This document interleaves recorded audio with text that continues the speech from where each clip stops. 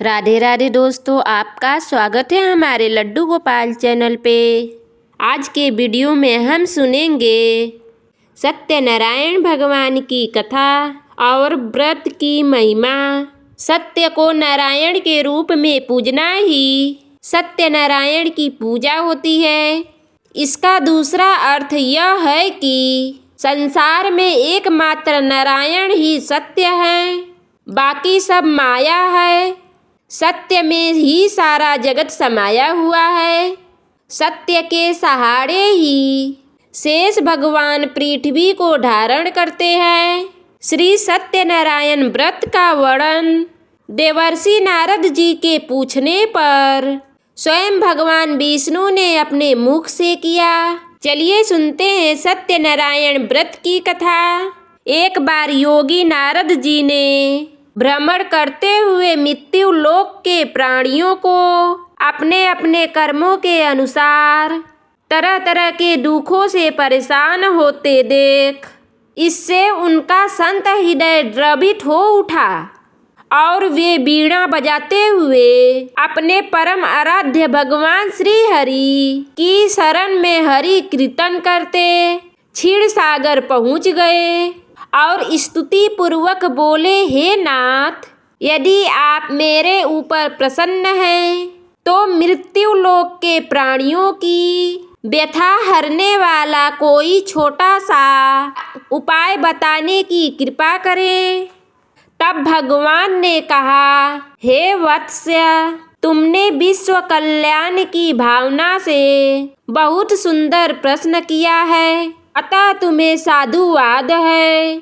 आज मैं तुम्हें ऐसा व्रत बताता हूँ जो स्वर्ग में भी दुर्लभ है और महान पुण्यदायक है तथा मोह के बंधन को काट देने वाला है, और वह है श्री सत्यनारायण व्रत। इसे विधि विधान से करने पर मनुष्य सांसारिक सुखों को भोग कर परलोक में मोक्ष प्राप्त कर लेता है।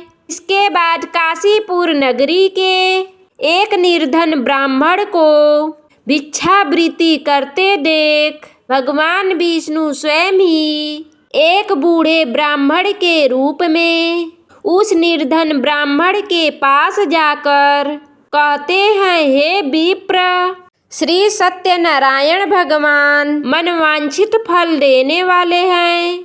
तुम उनके व्रत पूजन करो, जिसे करने से मनुष्य सब प्रकार के दुखों से मुक्ति हो जाता है। व्रत में उपवास का भी अपना महत्व है, किंतु उपवास मात्र भोजन न लेना ही नहीं समझना चाहिए। उपवास के समय हृदय में यह धारणा होनी चाहिए कि आज श्री सत्यनारायण भगवान हमारे पास ही विराजमान हैं, अतः अंदर व बाहर स्वच्छता बनाई रखनी चाहिए और श्रद्धा विश्वास पूर्वक भगवान का पूजन कर उनकी मंगलमयी कथा का श्रवण करना चाहिए। सायकाल में यह व्रत पूजन अधिक प्रशस्त माना जाता है। श्री सत्यनारायण जी की कथा बताती है कि व्रत पूजन करने में मानव मात्र का समान अधिकार है, चाहे वह निर्धन धनवान राजा हो या पुरुष। यही स्पष्ट करने के लिए इस कथा में निर्धन ब्राह्मण, गरीब लकड़हारा, राजा उल्का मुख, धनवान व्यवसायी, साधु वेश्या, उसकी लीलावती पुत्री कलावती, राजा टुंडध्वज एवं गोपगणों की कथा का समावेश किया गया है। कथा सार ग्रहण करने से यह निष्कर्ष निकलता है कि जिस किसी ने सत्य के प्रति श्रद्धा विश्वास किया, उन सब के कार्य सिद्ध हो गए। जैसे लकड़हारा गरीब ब्राह्मण, उल्का मुख गोपगणों ने सुना कि यह व्रत सुख सौभाग्य संतति संपत्ति सब कुछ देने वाला है, तो सुनते ही श्रद्धा भक्ति तथा प्रेम के साथ सत्य व्रत का आचरण करने में लग गए और फलस्वरूप इहलौकिक सुख भोग कर परलोक में मोक्ष के अधिकार हुए। साधु वेश्या ने भी यह प्रश्न राजा उल्का मुख से विधि विधान के साथ सुना, किंतु उसका विश्वास अधूरा था, श्रद्धा में कमी थी। वह कहता था कि संतान प्राप्ति पर सत्य व्रत पूजन करूंगा। समय बीतने पर उसके घर एक सुंदर कन्या ने जन्म लिया। उसकी श्रद्धालु पत्नी ने व्रत की याद दिलाई तो उसने कहा कि कन्या के विवाह के समय करेंगे।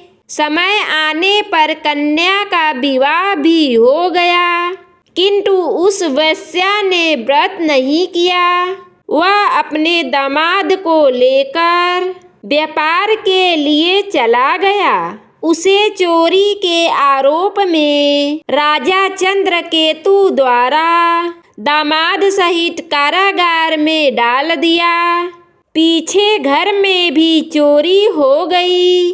पत्नी लीलावती व पुत्री कलावती ने किसी विप्र के घर श्री सत्यनारायण का पूजन होते देखा और घर आकर माँ को बताया। तब माँ ने अगले दिन श्रद्धा से व्रत पूजन कर भगवान से पति और दामाद के शीघ्र वापस आने का वरदान मांगा।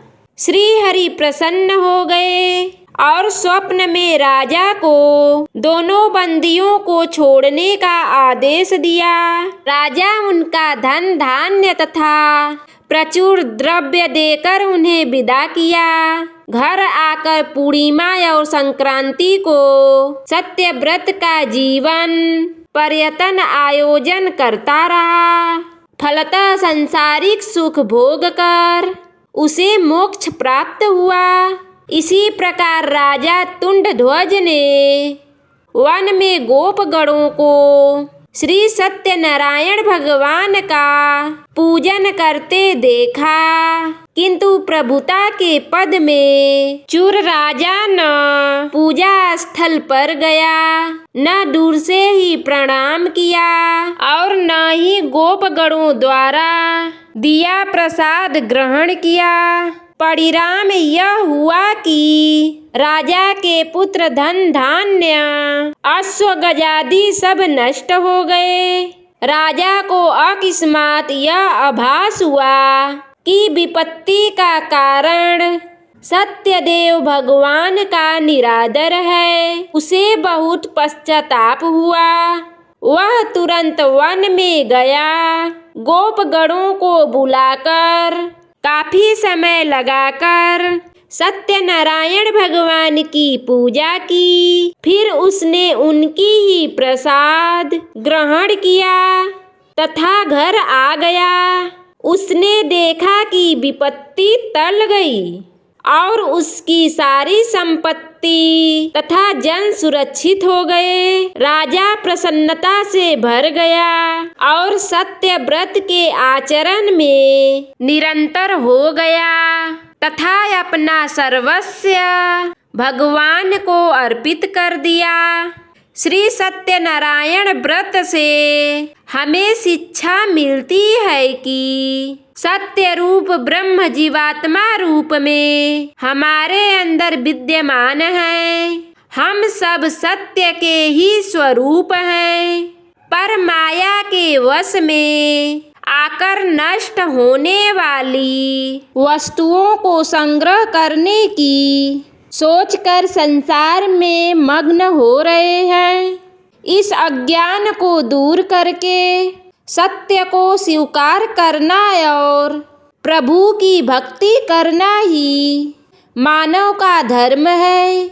यही सत्यनारायण व्रत और कथा का सार है। दोस्तों, आपको हमारी कहानी अच्छी लगे तो लाइक शेयर और सब्सक्राइब करें और कमेंट में जय श्री सत्यनारायण भगवान जरूर लिखें।